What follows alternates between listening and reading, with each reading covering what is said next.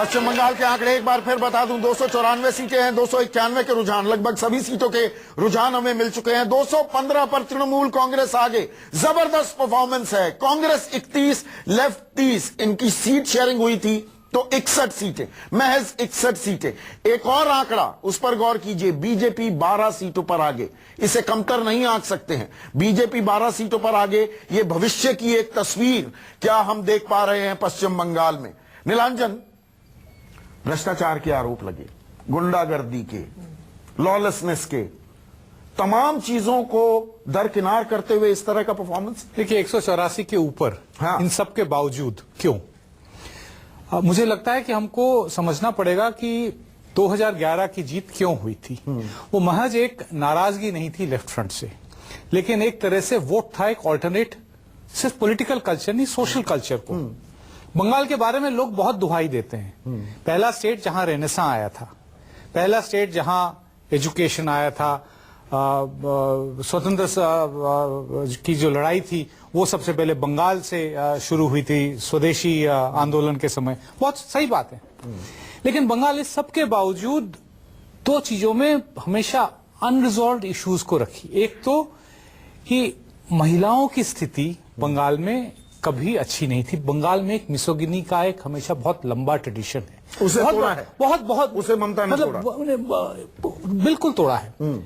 हमेशा से, मैं थोड़ा सा पीछे ले जा रहा हूं, बंगाल में एक हमेशा से कहा जाता है अंदर महल, मतलब हवेली के बाहर मर्द आएंगे, महिलाओं का पीछे का अंदर महल है। वो एक बहुत बड़ा कल्चर। प्रकाश कारत बोल रहे हैं, बिल्कुल सीनियर नेता हैं सीपीएम के, वो क्या बोल रहे हैं इन नतीजों पर, इन रुझानों पर, सुनिए। बटन तो दबाओगे नहीं, पूरी बात नहीं हो पाएगी। नीलांजन, दूसरा ये कि बंगाल के बारे में अक्सर माना जाता है कि बंगाल में कोई जाति, कोई फैक्टर नहीं है, कास्ट फैक्टर बंगाल में नहीं है। मेरे को लगता है कि बंगाल में जो कास्ट का जो इशू है वो हमेशा दबा के रखा गया है। जो बंगाली भद्रलोक कल्चर जो है वो एक तरह से अपर कास्ट डोमिनेटेड, उसको दबा के रखा है। अच्छा, लेफ्ट फ्रंट ने पॉलिटिकल बहुत इनिशिएटिव्स लिए, लैंड रिफॉर्म्स किए, ऑपरेशन बगरा सबसे महत्वपूर्ण लैंड रिफॉर्म्स में से है पूरे देश में, पूरे 20वीं शताब्दी में।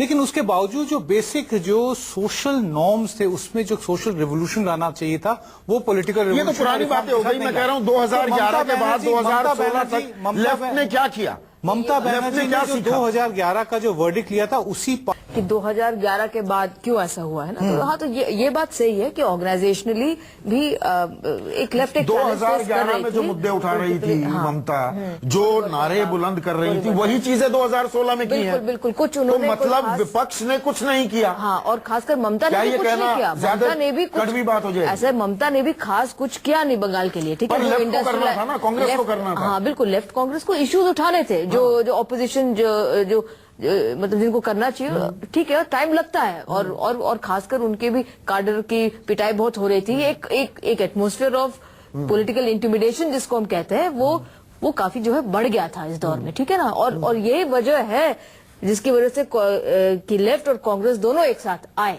इस चुनाव पे, जिसको कहते हैं हिस्टोरिकली ये लोग हमेशा एक दूसरे के खिलाफ रहते थे। तो ये क्यों आए? तो एक सर्कमस्टांसेस की वजह से, और ये सिर्फ जो अपॉर्चुनिटी। नीलाब मिश्रा हमारे साथ जुड़ गए हैं। नीलाब, ये जो तस्वीर दिख रही है, कांग्रेस की बुरी हालत है, लेफ्ट के लिए अच्छी खबर केरल से तो आ रही है, लेकिन अभी हम पश्चिम बंगाल की जो बात कर रहे हैं, क्या उन्होंने पूरा ग्राउंड सीड कर दिया, कंसीड कर दिया पहले से ही? वही पुराने नारे, वही पुराने मुद्दे, वही आक्रामक तेवर, उन्हीं बातों को, वही काट की आंडी फिर चढ़ाकर जबरदस्त प्रचंड बहुमत ले गई ममता बनर्जी। देखिए, एक बात साफ है कि जिस तरह सत्ता पक्ष से एक उम्मीद होती है, उस तरह विपक्ष से भी एक उम्मीद होती है, और एन चुनाव के वक्त में आप विपक्ष बनकर कुछ नहीं कर सकते। हाँ, एन चुनाव के वक्त पर सीट अरेंजमेंट करेंगे। पहले से आपको विपक्ष की एक तैयारी जरूरी होती है, और अगर कांग्रेस और एक ये अनहोली अलायंस भी थी क्या? देखिए, भद्रलोक का जिक्र किया, या मैं बंगाली मानुष की बात करूं, क्या एक बंगाली मानुष ये नहीं सोच रहा होगा वोट डालते वक्त कि ये कांग्रेस और लेफ्ट वाले यहां तो साथ हैं और केरल में एक दूसरे के आमने सामने हैं? भैया, ये किस तरह का अलायंस, ये किस तरह की सीट शेयरिंग, हम इनको वोट क्यों दें? वो केरल में भी प्रभाव होना देखिए वो नहीं, मैं सोच की बात कर रहा हूँ। नहीं हुआ ना, नहीं होता प्रभाव ऐसा। देखिए, वो तब होता जब अगर सीमेंटेड अलायंस होता, और वो सीमेंटिंग के लिए जरूरी है कि 5 साल आप एक साथ काम करें, 5 साल नहीं तो 3 साल करें, मतलब एक लंबा अरसा गुजरना चाहिए जिसमें आपके काडर भी कंफर्टेबल हो एक दूसरे से, दूसरी जनता भी कंफर्टेबल हो उस अलायंस से, और तीसरे देखिए ममता दरअसल तो कांग्रेस से निकली हुई है, वैचारिक तौर पर तो ममता और कांग्रेस में फर्क नहीं है। तो ये कांग्रेस के लिए अच्छी खबर है ममता की ऐसी जबरदस्त जीत, या बीजेपी के लिए? नहीं, बीजेपी के साथ भी तो नजदीकी होने लगी। अब जीएसटी की बात, अब जीएसटी आएगा प्ले में, जयललिता और ममता दोनों जबरदस्त जीत की ओर। जी हाँ, जीएसटी आएगा, लेकिन जयललिता संभवतः ज्यादा अकोमोडेटिंग होंगी जीएसटी पे।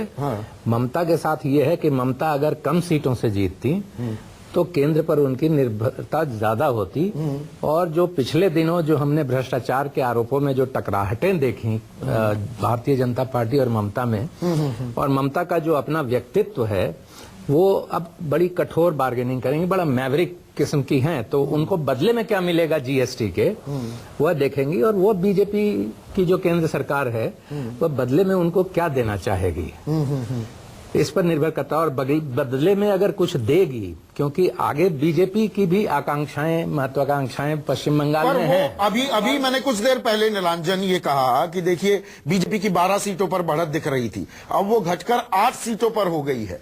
जैसी उम्मीद थी गोपाल कृष्ण आपको, आपने बहुत कुछ ताकत लगाई पश्चिम बंगाल में, लेकिन क्या वो ट्रांसलेट होती दिख रही है रुझानों में? नहीं, देखिए, सीट में कन्वर्ट होना एकदम पॉसिबल नहीं होता। जहां तक बात है, मैंने बोला कि भारतीय जनता पार्टी जब किसी भी क्षेत्र में बढ़ती है तो सबसे पहले वहां पे मेंबरशिप ड्राइव लेती है, उसके बाद संगठन को वहां पर स्ट्रक्चर खड़ा करती है, और उसके बाद उसका जो वोट में कन्वर्ट होती है ये चीजें, ये एक ढांचा खड़ा करना संगठन का, वहां पे सदस्यता अभियान चलाना, और अब उसको इन्फिल्ट्रेशन करके उसको वोट में कन्वर्ट करना। तो पश्चिम बंगाल की जो राजनीति है, आज से 70 साल से हम जब से स्वतंत्र हुए हैं, वहां पे लेफ्ट की वहां पे वजूद है, तो उन्होंने एक वहां का एक माहौल या स्ट्रक्चर क्रिएट किया हुआ था जहां पे ग्राउंड लेवल पे गुंडागर्दी या अपीजमेंट, अपने कार्यकर्ताओं का एक स्ट्रक्चर पेनिट्रेशन करके जो ऑफ गवर्नमेंट वहां पे एक स्ट्रक्चर उन्होंने पार्टी का खड़ा किया हुआ था, जिसमें सरकार के अलावा वह लोग बेनिफिट ट्रांसफर के काम करते थे। उस भ्रष्टाचार के स्ट्रक्चर के अंदर यह पेनिट्रेशन करना मुश्किल हो रहा था। इस बार जो दिल्ली, कितना वक्त लगेगा? जो स्थानीय कार्यकर्ता है, ये बात मैंने सुन ली, पर सवाल इसमें ये होगा फिर कितना वक्त लगेगा? जैसी उम्मीद थी, जितनी ताकत झोंकी, जितनी रैलियां आपके अध्यक्ष अमित शाह ने भी की पश्चिम बंगाल में, वो तो कहीं रुझानों में ट्रांसलेट होती नहीं दिख रही है। मूल प्रश्न ये है। बिल्कुल, कैसे नहीं, जीत और हार ये अपने आप में दो चीजें अलग हैं, और मेहनत करना, पार्टी के स्ट्रक्चर को बढ़ाना। अमित शाह जी ने कहा है कोई भी इलेक्शन हो, चाहे पंचायत का इलेक्शन हो, चाहे एमसीडी का हो, हम पूरी शक्ति से लड़ेंगे, उसके बाद जनता से अपनी बात कहेंगे, और आखिर डेमोक्रेसी में हमारा विश्वास है, जनता जो मैंडेट। ये आपने अहम पॉइंट उठाया संजीव। अगर हम सब जगह देखें, असम की या पश्चिम बंगाल की मैं बात कर रहा हूं, पश्चिम बंगाल में बीजेपी के फुटप्रिंट्स नहीं थे, 8 पर बढ़त बना रहे हैं। अगर हम बात करें केरल की, वहां पर भी बीजेपी 2 सीटों पर आगे दिख रही है। बीजेपी धीरे धीरे ही सही अपने फुटप्रिंट्स बढ़ा रही है, या ये ओवरस्टेटमेंट है?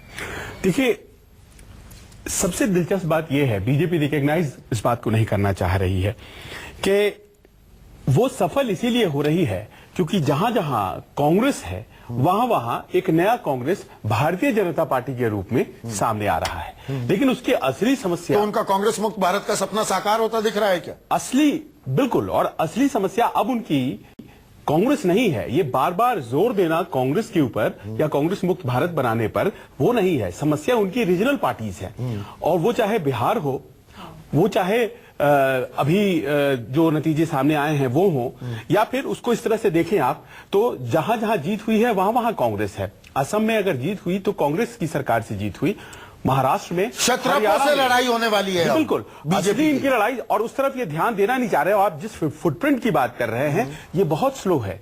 असली लड़ाई ममता बनर्जी से है, नीतीश कुमार से है, जयललिता से है, और वहां पर भारतीय जनता पार्टी कितना प्रगति कर रही है, शायद इसके आकलन की जरूरत है।